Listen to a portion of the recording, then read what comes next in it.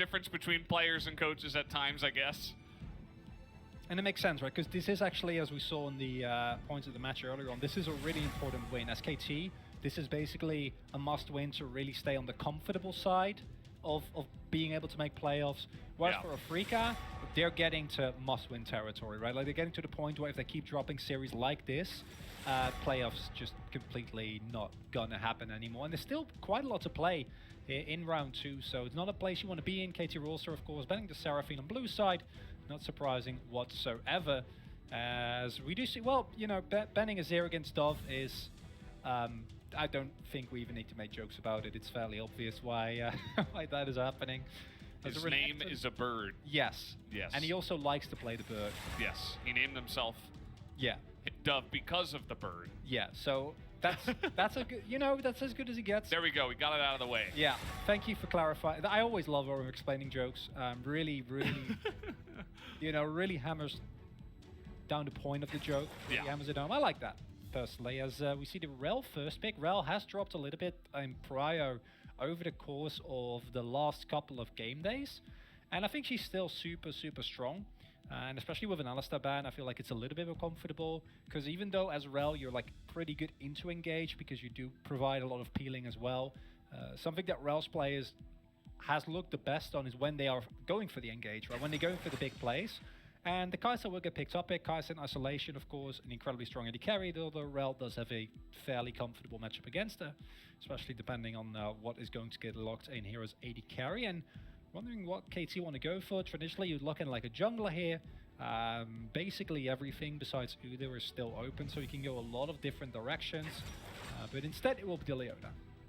Yeah, don't want to reveal anything else just yet. We'll just match support picks with the Leona, which has been seeing a lot of success, actually. 12 wins, 7 losses so far. Lilia left available, and a very common nowadays response to the Kai'Sa will be the Tristana, as Bang will pick that one up.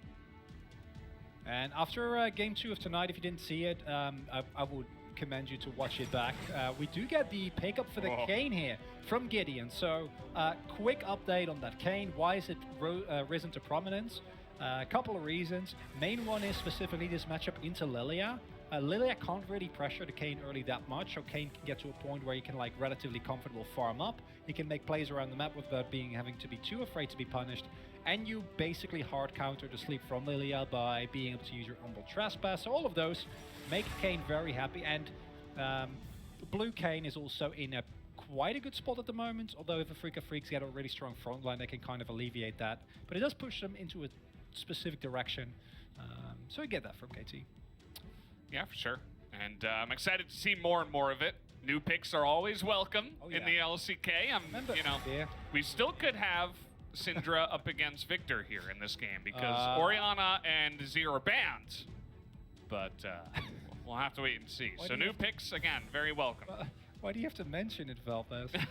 You know how. You know. I hope I didn't cast or blessing it into happening. But it's going to be like Katarina into Skarner mid. No, it's not. It's going to be Syndra versus Victor. It's going to happen. Riot, please fix the mid lane. Oh, I mean, this is like, we always blame junglers for everything, right, in League of Legends. I think it's a time-honored tradition. We could even blame junglers for this. If, like, junglers weren't that strong and priority wasn't that important, maybe we could have different things in mid lane. You know, like, that's a possibility, but no. Yeah, I mean... No, it's not happening. I'm down. How about Tristana mid into that? That doesn't sound very good, but sounds... Wait. Okay. Is that a Gragas mid? Are we just getting Fly's Gragas in the mid lane? That's actually, that's hype. I think that's what we're getting. Okay. That is actually really, really cool because I feel like the Gragas mid gives so much more setup for any roam or subsequent play coming through. Keen being put on sign duty here, there are none of like the really major picks that you pick into... Okay. Dora. I was about to say, you know, what are you going to go? And Dora answered the question with Kled. And Kled is something we have not seen in quite a while. So if you do not know what this champion does, let me assure you, Doran is definitely going to show you. Because if this lane goes the way he wants to, Keen will not be able to lane. Yeah, it's not going to be very fun. No. And By the way, guys, of course, the Scion and the Gragas can kind of be interchangeable here. We might just see a big beefy boy in the mid lane to absorb the Syndra, and it looks like that's what we're leaning on here. I don't actually know if that's better or worse. Like, I'm not super familiar with the Gragas into Kled. Kled matchup. Yeah. The thing with Kled, though, is that he has a lot of built-in grievous wounds, so that kind of nerfs one of the strongest aspects of Gragas, which is his sustain with his passive combined with grasp. And I kind of imagine that, like, maybe Gragas will do what he always does, which is the Kled goes in and then Gragas just disengages and pieces out. That can happen. But I'm really happy that we get to see something else. And Kled's movement around the map is super fun to see. We have not seen this pick in a really, really, really long time. And I'm super excited because as you actually blasted Valdez. Yeah, caster blessing. It's Psy in mid lane. It's Kled in the top lane. I'm actually we get Kane back. You know, give you a little plus, little clap. Oh, thank Good you. on you. Tristana returns. That's definitely more interesting than some of our other choices we could have seen down there. So could have been Zaya, right? Yeah, could have been, but we did avoid that. As we are getting into game 1 of this series, which could be a wild and wonderful one, right? This could just go off the rails between these two teams. And now just let I was like, if the first dragon is also a cloud, then we know this game is going to be amazing, right? Like then we're set. Then we don't have to be afraid anymore. One of the things that is super interesting about Kled is that basically the champion requires you just mechanically to like perma all in, because like the value that he gets from mounting and dismounting is actually insane, right? That's where he really finds his stride. So I would love to see Gideon, even though as Kane is not necessarily what you're looking for, and he'd much rather gank mid lane or bot lane or jungle because he wants to farm blue stacks. I would still like to see him pay some attention, just so Doran can like just all in and do what Doran does, which is find solo kills. Because if Kled starts solo killing you, if you thought the Aurelia was bad, I mean, you talk about sticking power, right? Like Kled can be even more annoying. And then when you think you have a chance, he just hops back on Scarl. If you even get him off of that, depending on where the matchup is currently. So definitely a lot of eyes on to Doran, as you know, as a player gains a little bit more of a leash, right? You know, they play enough games of Gragas top. You got to win like 5 games of Gragas top, and then you unlock. Then you unlock the. A rise or something. Like you're now allowed to play other champions, you know. First you do tank duty, you know, learn to play weak side, and maybe we'll funnel some resources into you. That's, I think, the quintessential top lane experience. And then most of the time it's like, oh, you can play Camille once. Yeah. And it's like, she's open. That's fun. You win like 2 games on Camille, you do well, then you unlock like the next level. It's Kled. I don't even know, like, I feel like Kled is like 15 levels down the line, right? Like yeah, true. I don't know where he is. Aurelia comes after Camille. Aurelia is like the next step, right? Like that's something that Rascal can be given.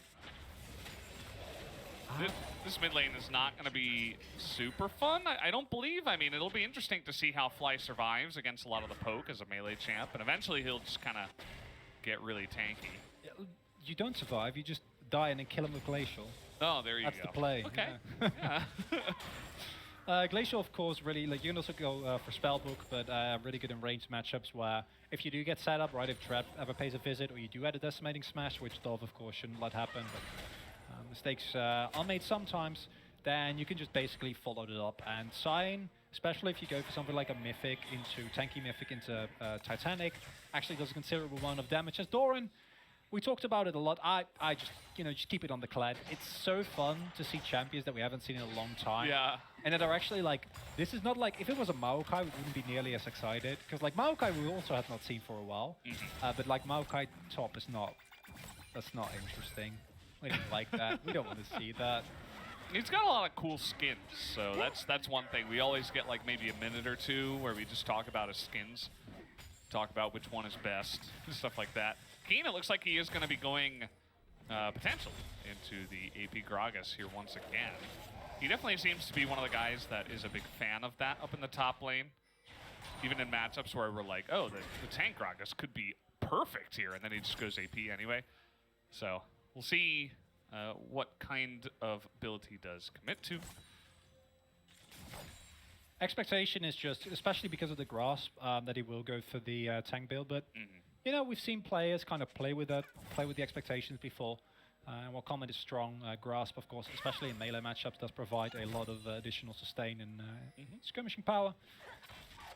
Now, if you look at the early game pathing, interestingly enough, neither of these junglers necessarily wants to do too much. We already kind of went over Gideon, definitely wants to go Blue Cane, even with the Cyan and Keen there, which are kind of awkward for him to get through. The Dark Harvest kind of gives that away because with Conqueror, you can technically kind of flex. With Dark Harvest, you're pretty locked into red or into Blue Cane rather, but you can only gank 2 people on the map for that.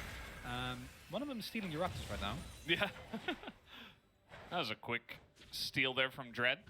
Dread definitely very aggressive. That's kind of where he first made his name. Even before he was like the best player on Afreeca.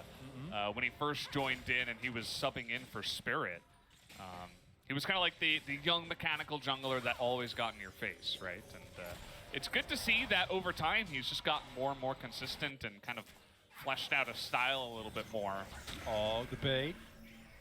I love that. That would have been cute.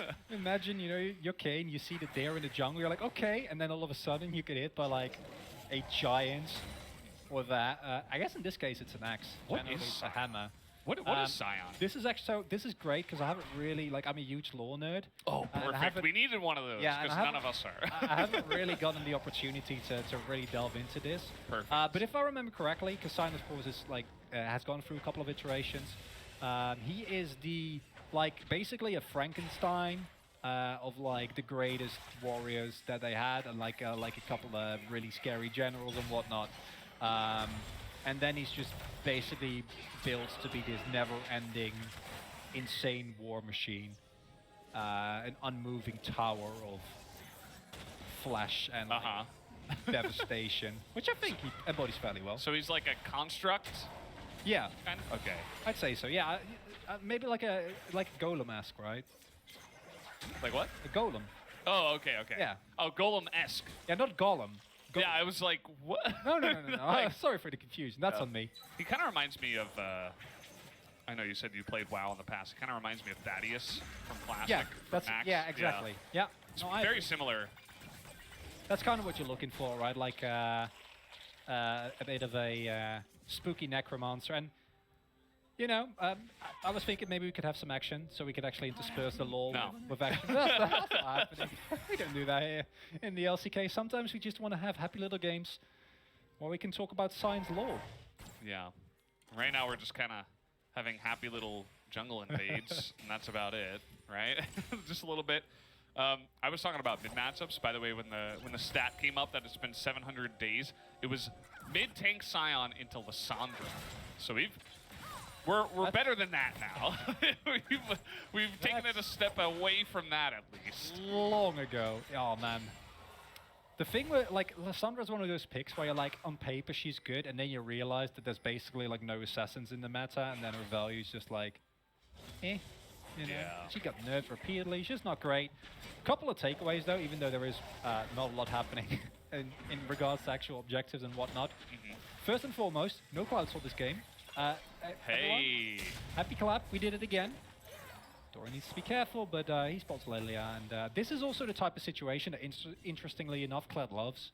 It's 1v2s, because I feel like he actually has a considerable amount of threat in this kind of situations, where if you don't take him down fast enough, you're in for a really rough go.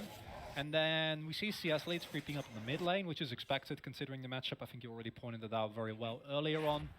And Doran is actually not getting that much done, and if you don't get a lot of power or a lot done in lane, another place where the Kled will really see his value shine is in like these long, scrappy skirmishes where you can get multiple remounts.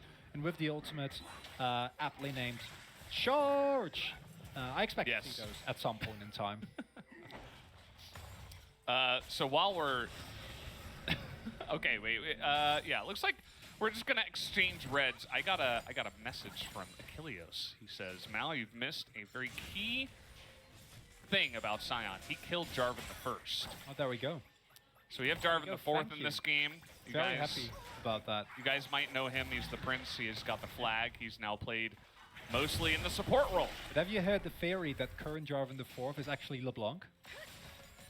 No, That is yeah, no. No, I haven't heard that. No. The lore goes deep in League of Legends, and it's something that not a lot of people pay attention to. Yeah. Including me until recently. But once you like dive into it, it's like World of Warcraft lore, right? There's so much. Yeah.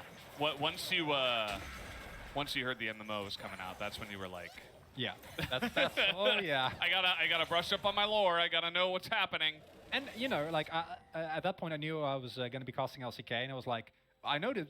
I don't know when. I don't know what game it's going to be, but it's going to be a point where that knowledge is going to be mildly relevant, and that is this game. Here's your first chance. I'm sure there'll be many more like it in the future. Oh, is he? Oh, okay. That was interesting. I feel like he didn't want to flash, or smite rather, but he did in the end. They're kind of beating in Doran here, but he actually reads it really well. Dodges literally everything. Charges on to Dread. Kind of just says, get the hell out of here. Okay. That's interesting. I think he just wanted to like 100% ensure that nothing went wrong there, that he got caught in awkward position. Yeah. And then you sleep, and then you get barreled back, and then you're in for a really, really rough time. Basically, not a lot is happening here, and then you start to look towards who does that actually favor. And it's kind of hard to call, but I do feel like in the long, long run, it's definitely Afreeca, right? Like they have a super strong front-to-back team fight. They have very tanky members that in the late game are going to be kind of hard to get through for the Kayn and for the Syndra. So those are definitely openings you can look for, but then you're talking like, you know, 3 items down the line. Oh, they're actually going in onto Lehens here. As this will immediately be turned around, though. Gideon is way too deep in there. He dies in the Umbral Passage. Sion is going to go in.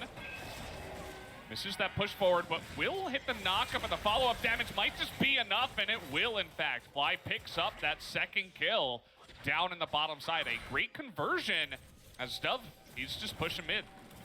And not only that, but they picked up the Rift Tower earlier on, and now are going to be able to actually find a really big lead here with the Blade Gold coming through. We've seen what happens with snowballing bot lanes, particularly Tristana's earlier on tonight, so it's actually a really nice turnaround here from Afreeca Freecs.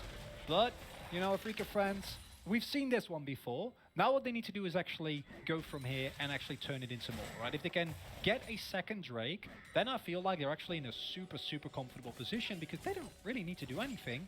And as you can see here, it's more about the responsive play as they go in really deep here. And Gideon is still locked in his animation, right? Like, you're not Blue Kayn yet. You can't get out of there easily. And they do have Sion who in these kind of situations absolutely nuts, right? Yeah, like, he actually missed everything except his ultimate. That's all he needed. Just the ultimate. It's the fun part of the matter is that, like, as long as he either hits like a single auto and procs Glacial, or he just tanks skills, it's already doing his job there. The real win there is that Dread and Bang can just play very far forward. And now this Drake fight, I think, is actually important for KT. You really want to try and get this going.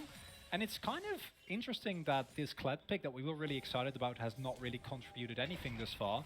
Keen really locking him in this lane here fairly well, and we're now gotten to the point where Fly can also very easily get through minion waves, pick up Prio, and then run to our bot side.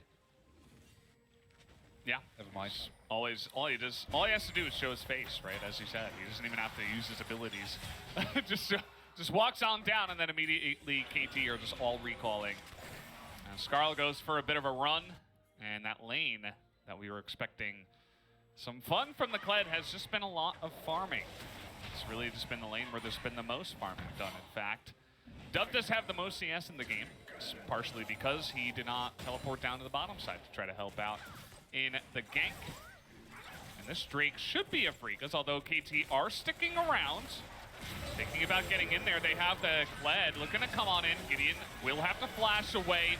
The Smite easily going to go over to the Lilia as Zeus goes way too deep in there. There's a giant Sion in the way as Charge will now go in. Doran trying to go 1v5 here. He's got Hybrid with him, but a big knockup and enough damage on the Hybrid. He should be going down with the Tristana.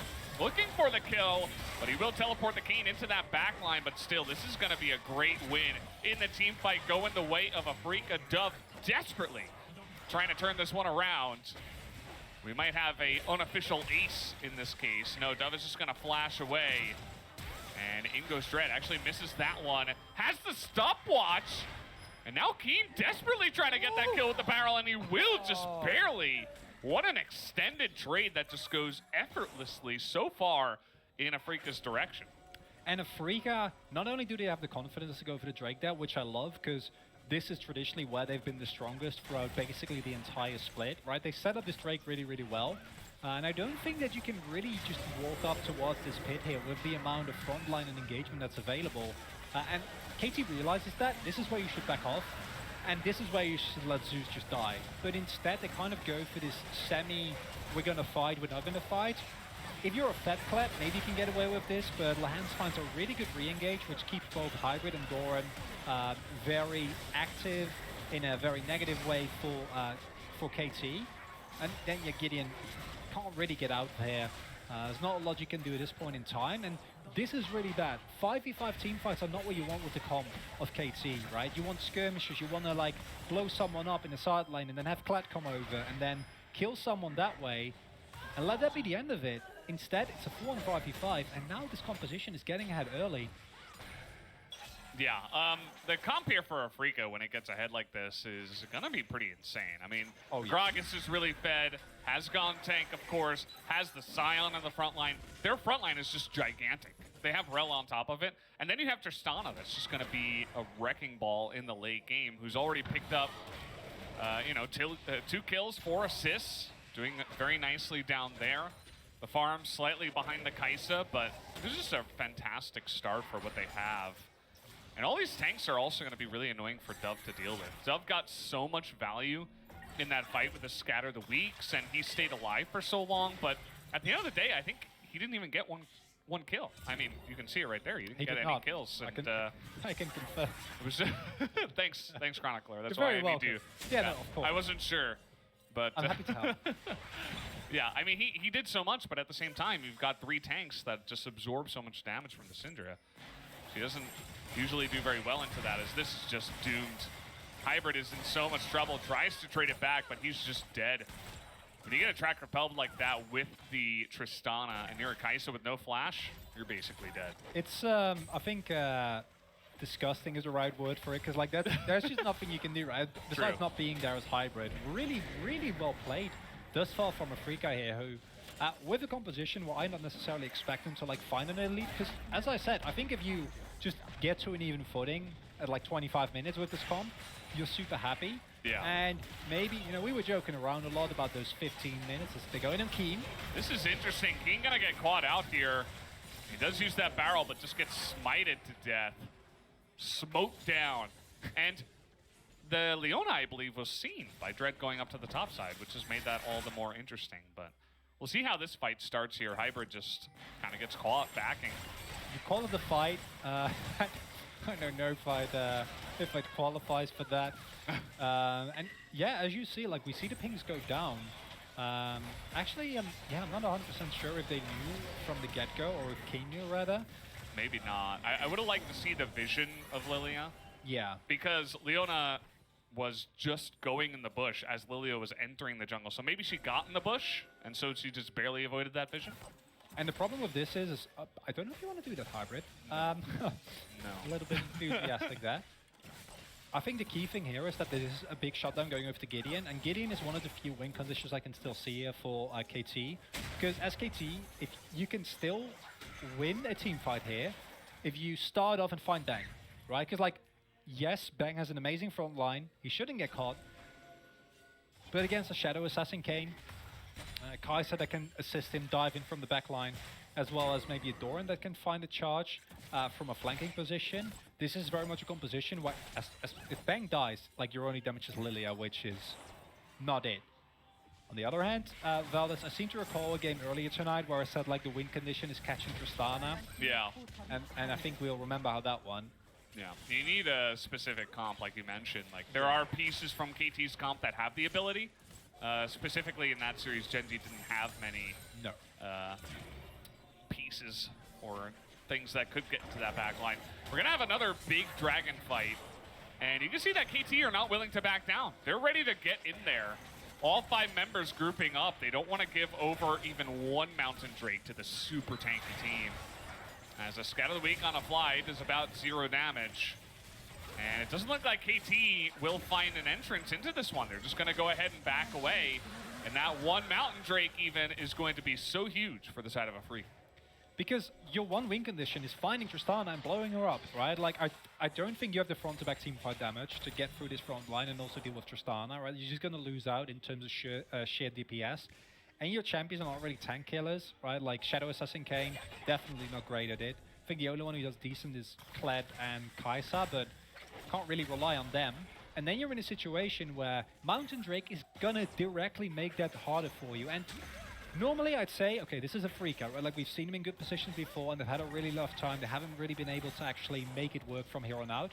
But this composition is so straightforward, it basically plays itself. And I think for a team like Afreeca, that's really good, right? Like, yeah. Please do this. Please just pick straight up front-to-back teamfight compositions, because you see in games like this where your opponents make like 1-2 early mistakes, gives the casters the opportunity to talk about league lore instead of Doran finding solo kills, and all of a sudden you're in a game with a 2k gold lead with a composition where you'd be more than happy if you were 2k gold behind at this point in time. Absolutely. It's not good.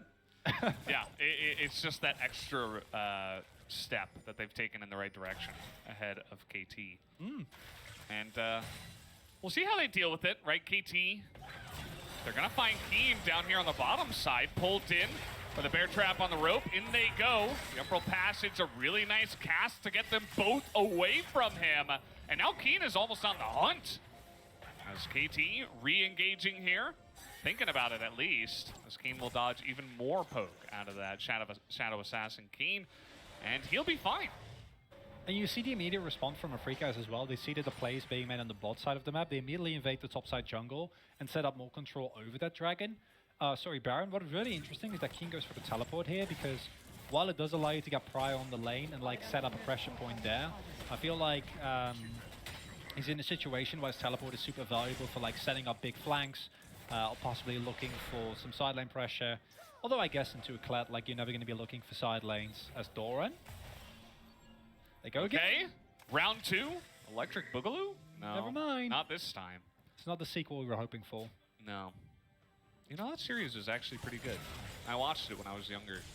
I don't actually know the series that you're talking about. I just know, like, Breakin', of course. Electric Boogaloo. I know the meme. Yeah, but it comes from, it's actually the name of a series of movies called Breakin'. It's about dancing. Some break dancing in there, as you can imagine. Okay. We're thinking about a fight here. For KT, we're trying to get onto Lehens, and they just say no.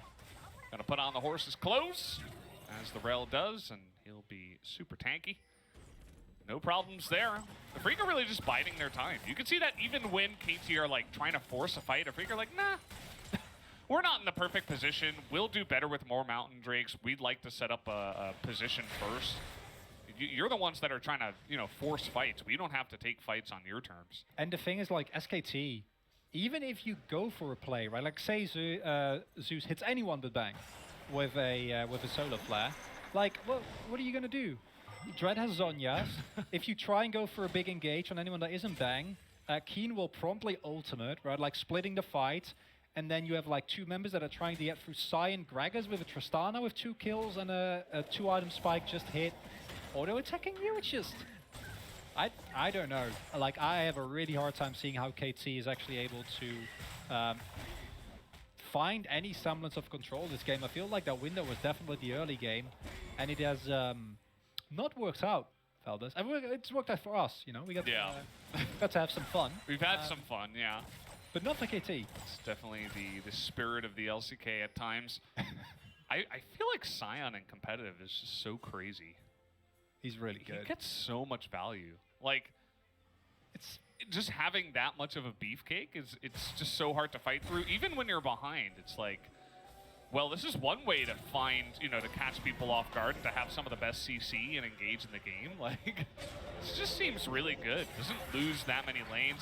Dread is a little bit caught out here. He does have that Zhonya's you were talking about. May need to use that here in just a little bit, as they're going to find that backline, and Bang is just blown up. How did KT find it here? They find them in the river, and that's all they needed. They find just the one member they had to, and now they're going for the Baron. That's the one thing you can't allow. Bang can die. He has flash. Oh, no. Oh, no. All right, well, the re-engage is going to come in here, and Dove is just going to die. Way too much damage from the tank. Gragas comes in, and now the re-engage comes in. They're taking way too much, and the smite goes down on the Baron, and the Lilia Dread here gets it. And KT, they found a great opportunity, but they threw it away, running down the Baron. And Afreeca respond immediately. Oh, that's Mountain Soul as well. Oh no, that's Baron and Mountain Soul at the same time. Oh, KT, you had it. You had the moment. And I hope we get to see a replay of that, because my #1 MVP there is Dread. Gideon was slept outside the pit. Like, they couldn't actually make the call to finish Baron, even though I wasn't like 1.5k HP, because the jungler wasn't there. Like, he was there, but he was taking a nap. And now Afreeca just... This should not be allowed. You know, like, throwing away the game in a way where literally the one way you lose is Ben getting caught. Ben gets caught. You still win? Still win. It was literally the one way you could lose, but you still win. Wow. Oh, the plot armor is strong with this one. I feel like Afreeca's just meant to win this game at this point. This is like an early episode of some anime, and you're like, well, that guy is definitely really important. He didn't die in this situation? How is that even possible? Well, let's see this one once again as Bang gets caught. And I don't know why Bang would try to walk up there when there's like an imminent collapse coming through and your Gragas has no idea this fight. You can just jump over the wall there and you're completely fine, right? And maybe a member or two. Yeah, definitely. And here you see again, look at Gideon.